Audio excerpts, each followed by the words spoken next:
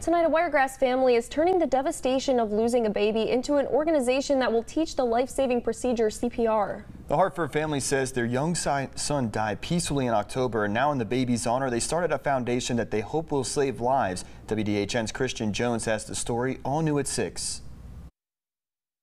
After losing their child at a young age, one Wiregrass family is hoping that his story can help educate others. Hartford native Ashton Fisher says that out of her 4 children, her youngest, John Luke, was one of the happiest and sweetest out of the bunch. And the only thing he knew throughout his life was love. But from the time he came into this world, he was faced with an uphill battle, one that he would sadly not overcome. He could have been completely brain dead. I would have had to pull the plug on my baby.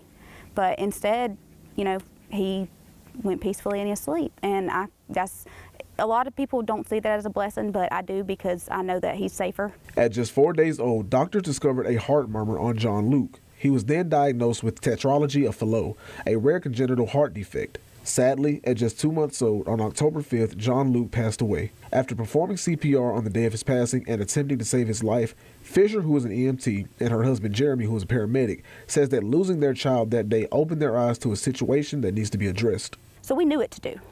A lot of people aren't educated on CPR, as simple as CPR. Thankfully, with the help of family friend Nick Alford leading the charge, the 3 came up with the John Luke Foundation, a nonprofit organization aimed to help educate other parents and the general public on CPR training, how to use an AED device, and much more. The nonprofit's main goal is to get people the proper training so that any future infant or pediatric deaths can be prevented. Let me start CPR. Let me get that blood flow and let me get that oxygen to that brain like I need to and through that heart.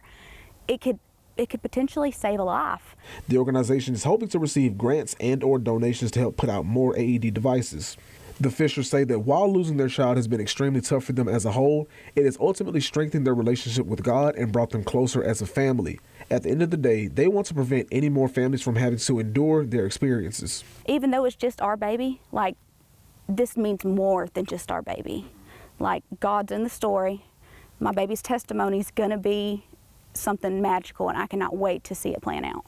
While the Fishers want to help educate other families as well as the general public, they are also hoping that the John Luke Foundation will help educate first responders who are unfamiliar with pediatric cases. In Daleville, Christian Jones, WDHN News for the Wiregrass.